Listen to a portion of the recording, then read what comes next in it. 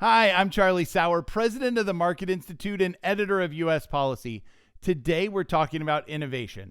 We are currently in a war of ideas around innovation. One route is short-sighted, heavy-handed, and misguided all around. The other is, well, the right way. Let the market work. The issue or the problem is that both sides of this debate claim to have the best of intentions. And honestly, it is very plausible that both sides do have the best of intentions. Really, the problem is that the incentives that politicians have are for short-run wins instead of long-run pro-growth policies. This means that instead of picking the right policy that is forward-looking, politicians often use their power to get wins for their constituents, even if it means the constituents lose in the long run. The issue where this can currently be witnessed is with prescription drugs. The debate on Capitol Hill is almost 100% about drug prices, and reducing the high cost of drugs is an excellent goal. In fact, it's something that we can all support, but simply mandating lower prices has problems. For instance, a collection of Democrats recently sent a letter to the Secretary of Health and Human Services urging him to implement a never-before-utilized provision in the BiDole Act called Marchin in an effort to reduce drug prices. It sounds good as a talking point. The government will save you, but in reality, this would dampen medical innovation and lower the value of all government research. This isn't quite the long-run result that anyone wants. But let's back up for a minute to talk about what the BiDole Act is really about. The idea of the BiDole Act was to allow private companies to use federally funded research and inventions to create new drugs. Before the BiDole Act, no drugs had been created from federally funded inventions.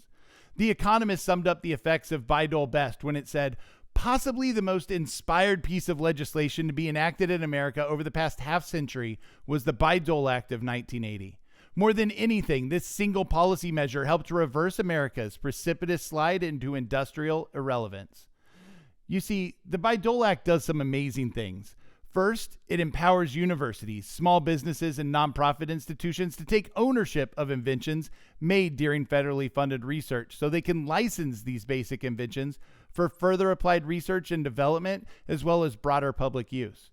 This doesn't just help out the private companies, it also provides additional funding to these research institutions.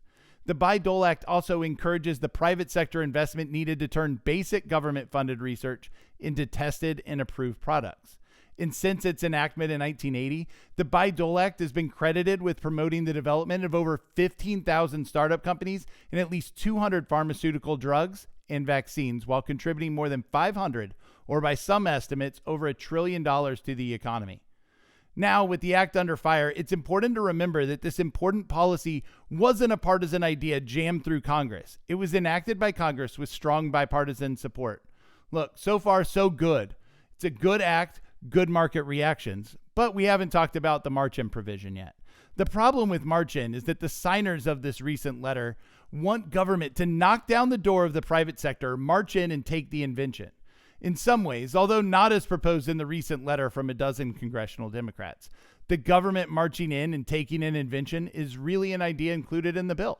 The Marchin provision states that under very limited circumstances, the government can intervene to ensure that inventions developed with government support are effectively commercialized, meaning that if and only if the licensee is purposely freezing the rollout of the product, cure, or technology, or if a company is not able to meet the needs of a national emergency, then the government can march in.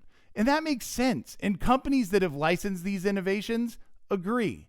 The problem for the letter signers is that the Marchin provision says nothing about how companies that license patent rights should price, distribute, or market the resulting products. Yet, that is how these Democrats want to apply the provision, which threatens future innovative uses of the federally funded research.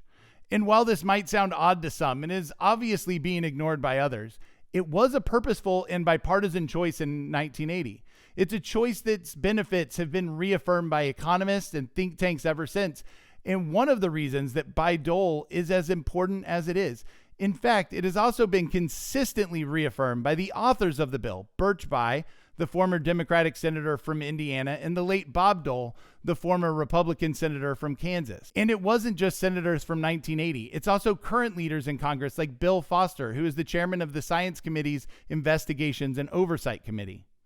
Using Marchin rights can lower drug prices of a drug that is being targeted, but It also means that fewer companies will risk licensing federally funded research in the future, meaning fewer new drugs, fewer new companies, and less dollars going back into our important research institutions. While reducing drug prices continues to be critical, threatening to kill America's golden goose of innovation and framework for today's COVID-19 cures and our next deadly pandemic is more than short-sighted. It's plain bad politics, and these Democrat politicians should know better. The leaders that came before them did. My name's Charlie Sauer. Please hit that like and subscribe button, and we'll see you when you come back. Thanks.